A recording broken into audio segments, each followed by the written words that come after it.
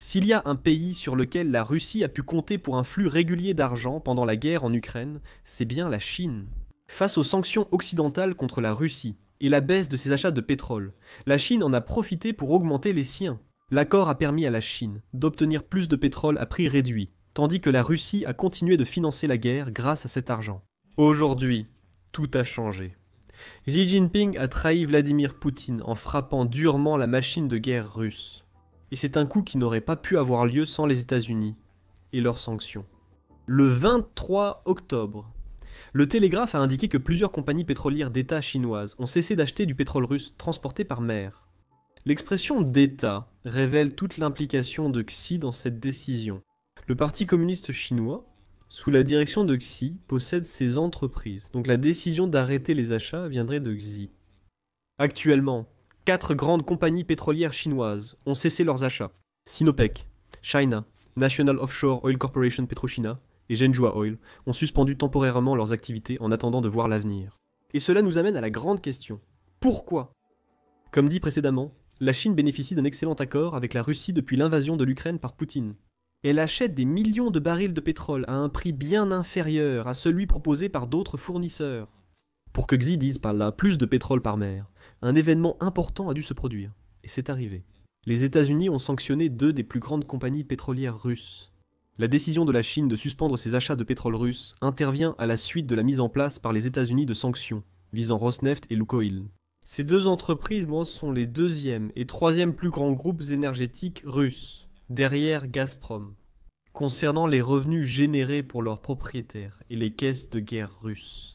Al Jazeera indique que les 2 entreprises exportent ensemble 31 millions de barils de pétrole brut par jour, soit environ 11,3 milliards par an.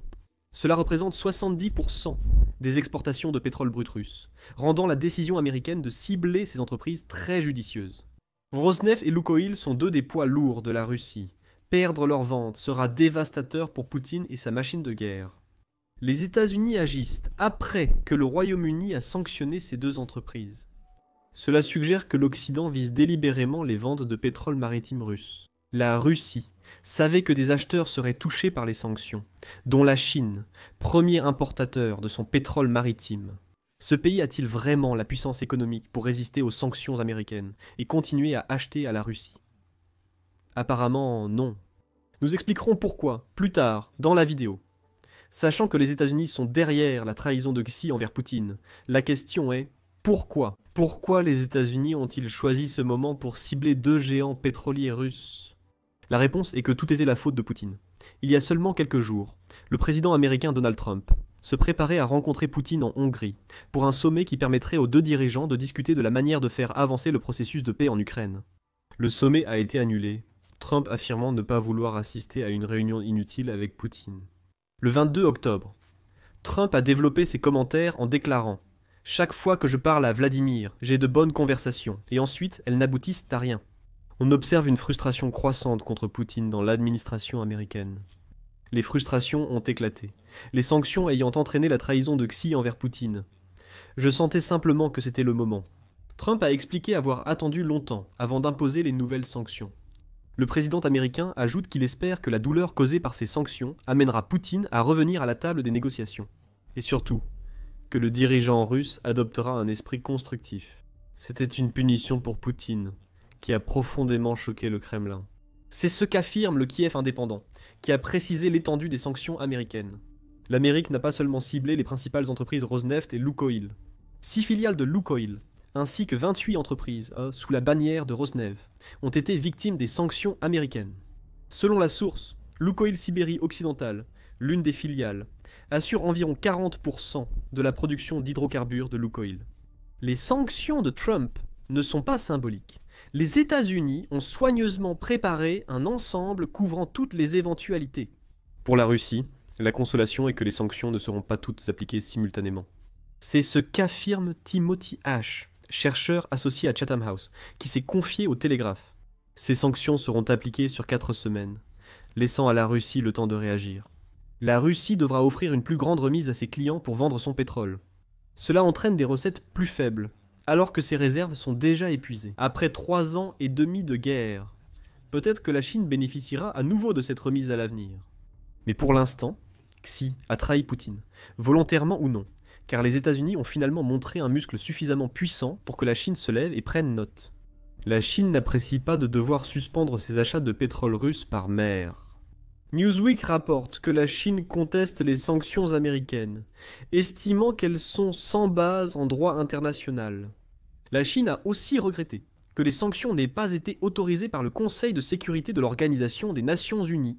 Go Jiakun, porte-parole du ministère chinois des Affaires étrangères, a fait ses remarques et ajouté « Le dialogue et la négociation sont les seules solutions à la crise ukrainienne, pas la coercition ni la pression. » Go pourrait avoir raison, mais l'aspect légal reste complexe. La bibliothèque de la Chambre des communes du Royaume-Uni a expliqué pourquoi dans un article de novembre 2024 détaillant comment les sanctions fonctionnent en lien avec le droit international. L'application de sanctions par les États, surtout hors du Conseil de sécurité de l'Organisation des Nations Unies, entretient une relation complexe avec le droit international. Selon la bibliothèque, selon les mesures prises par un État, les sanctions peuvent être un exercice légal de souveraineté ou une possible violation du droit international nécessitant justification. Les États-Unis pourraient donc subir des répercussions du Conseil de sécurité de l'Organisation des Nations Unies pour leurs décisions. La question de savoir dans quelle mesure le Conseil aurait le pouvoir d'arrêter les États-Unis fait débat, en supposant même que le Conseil veuille s'impliquer dans ces nouvelles sanctions. Finalement, les plaintes chinoises ont peu d'impact, car les États-Unis ont fait cesser à de grandes entreprises de Pékin l'achat de pétrole russe. C'est déjà assez grave pour Poutine et son effort de guerre en Ukraine. Cependant, il n'y a pas que la Chine qui trahit la Russie sous la pression des États-Unis. L'Inde semble aussi prête à partir. Et si elle suit la Chine, cela signifierait que deux des plus grands clients pétroliers russes cesseraient d'investir des milliards dans le produit phare de la Russie. Le 22 octobre, CNBC a indiqué que l'Inde prévoit de diminuer ses achats de pétrole russe après de nouvelles sanctions américaines. Trump, lui-même, affirme avoir reçu des assurances du Premier ministre indien, Narendra Modi, concernant cette décision de s'éloigner du pétrole russe. S'adressant aux journalistes à bord d'Air Force One, le président américain a déclaré « Il n'achètera pas beaucoup de pétrole à la Russie.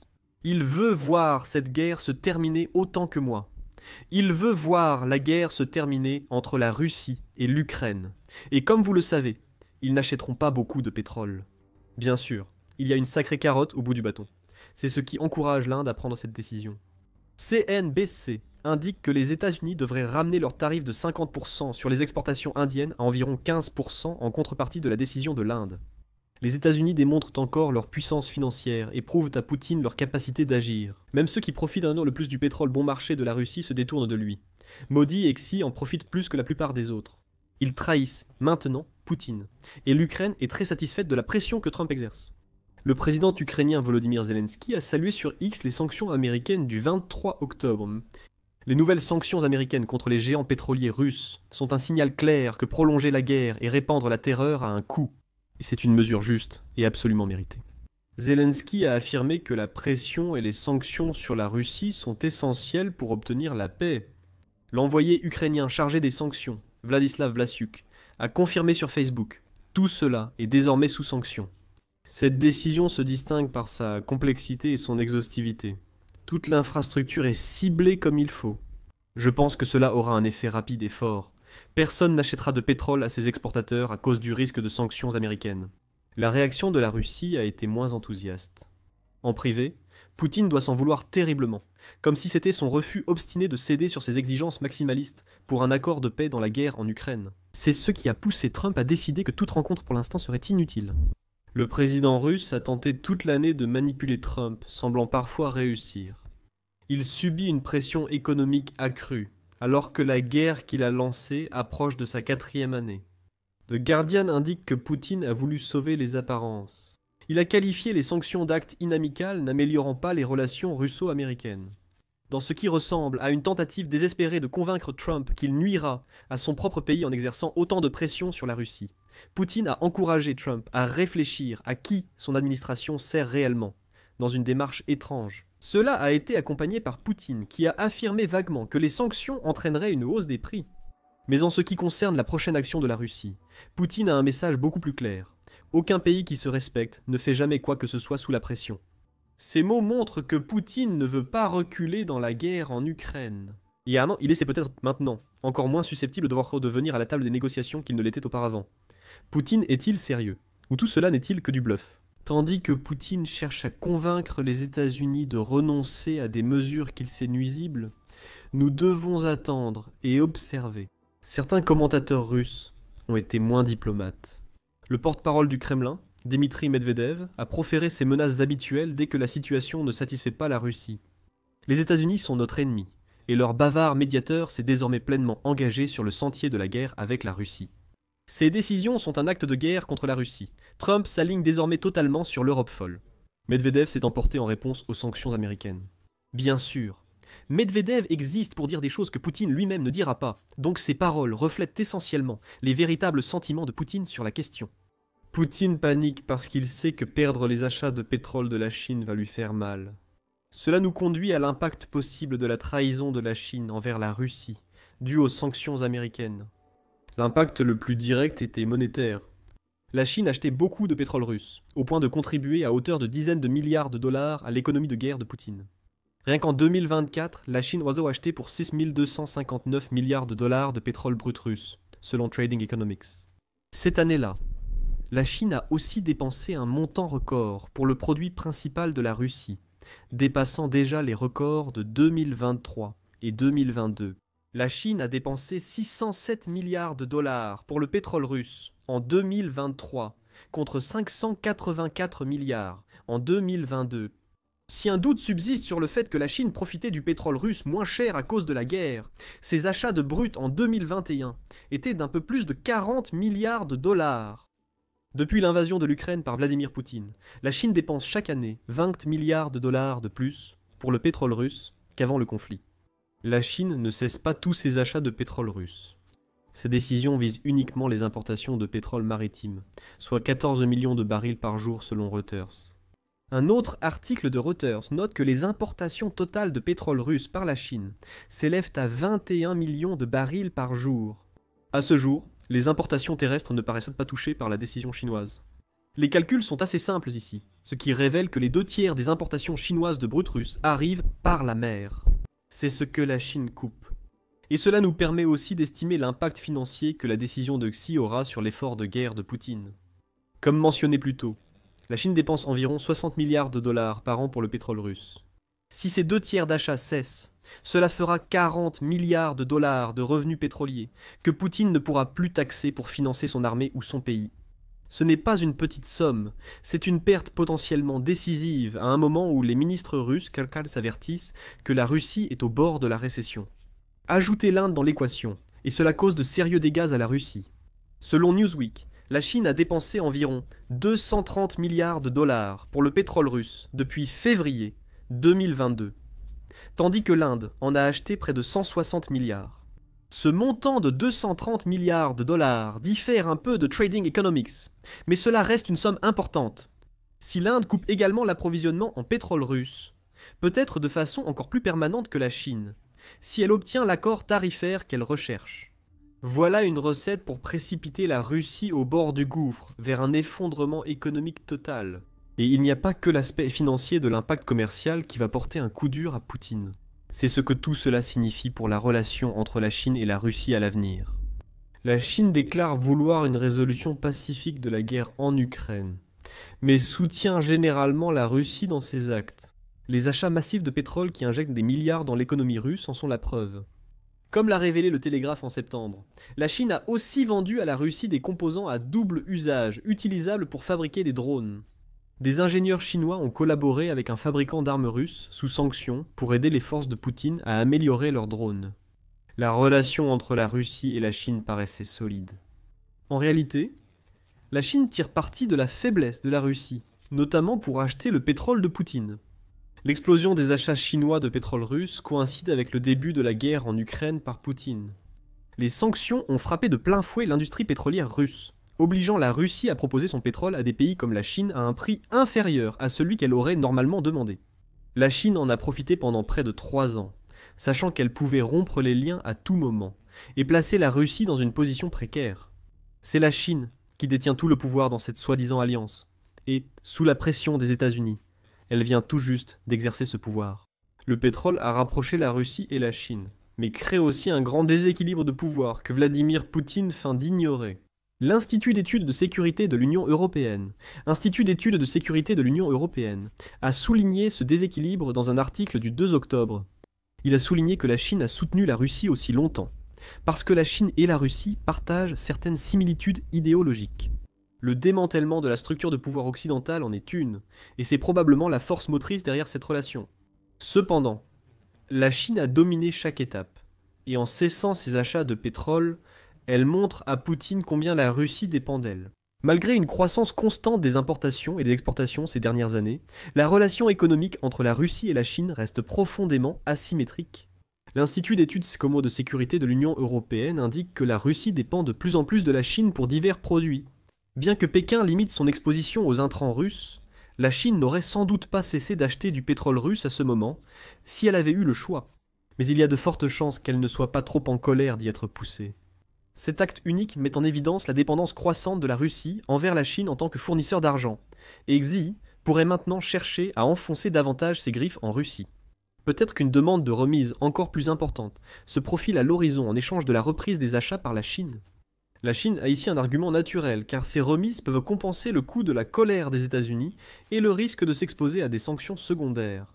La Chine sait qu'elle est un partenaire commercial bien plus important pour les États-Unis que la Russie ne le sera jamais. Le bureau du représentant américain au commerce le souligne. Les échanges de biens et services entre les États-Unis et la Chine ont atteint 6 589 milliards de dollars en 2024. Les échanges avec la Russie n'ont atteint que 35 milliards de dollars au cours de la même année. Ce déséquilibre donne à la Chine un grand pouvoir pour renégocier et améliorer sa position face aux États-Unis. Même si elle finit par acheter à nouveau du pétrole russe, la Chine est gagnante dans tous les cas ici. Elle pourrait utiliser les sanctions américaines et sa réponse à celles-ci comme un moyen de rouvrir le dialogue avec les États-Unis au sujet de la guerre tarifaire qui consume à la fois les États-Unis et la Chine. Si la Chine choisissait cette option, la Russie serait isolée ou contrainte de vendre son pétrole à la Chine à un prix encore plus bas, parce qu'elle sait que sa puissance économique pure sera suffisante pour lui permettre de renégocier avec les États-Unis à l'avenir. La Russie bénéficie d'un soulagement temporaire, mais pourrait être abandonnée par la Chine plus tard. Et si elle n'est pas abandonnée, elle deviendra alors encore plus soumise qu'elle ne l'est déjà. Il y a quelques réserves. Comme nous l'avons mentionné plus tôt, le commerce de pétrole entre la Chine et la Russie ne va pas s'arrêter complètement, car le transport terrestre reste une option. Seul le pétrole transporté par mer était concerné par la coupure. Le Télégraphe indique que des analystes estiment que la coupure chinoise serait temporaire et que Russie et Chine pourraient collaborer à une solution de contournement. Ce serait idéal pour Poutine, même avec une solution de contournement. Poutine a appris une leçon difficile. La Chine peut laisser tomber la Russie économiquement si assez de pression est exercée sur Pékin. Poutine a beaucoup plus besoin de Xi que Xi n'a besoin de Poutine. Et il n'y a rien que le président russe puisse faire pour changer ce fait. Après tout, Poutine cède déjà volontairement des parties de la Russie au contrôle chinois et nord-coréen. L'extrême-orient russe tombe entre les mains de ces deux pays. Cela arrive car Poutine a ouvert la porte sans pouvoir la refermer. Regardez notre vidéo et abonnez-vous à The Military Show pour d'autres contenus sur la situation pétrolière difficile de la Russie. Merci de votre attention.